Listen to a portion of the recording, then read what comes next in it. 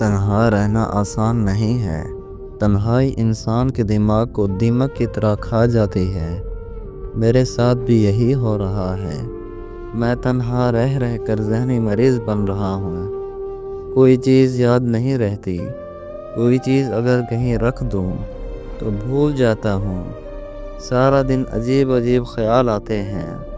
رات کو سونے کے لیے آنکھیں بند کرتا ہوں تو گھنٹوں نیند نہیں آتی۔ ہر وقت سر درد رہتا ہے۔ کبھی کبھی تو پھٹنے پہ آ جاتا ہے۔ حتیٰ کہ نماز میں بھول جاتا ہوں کہ کیا پڑھ رہا ہوں، کون سی رکعت ہے، کچھ یاد نہیں ہوتا۔ گھر والے سمجھتے نہیں ہیں۔ دوست ہے نہیں۔ جس کو جان سے زیادہ چاہتا ہوں وہ دیکھنا تک گوارا نہیں کرتا۔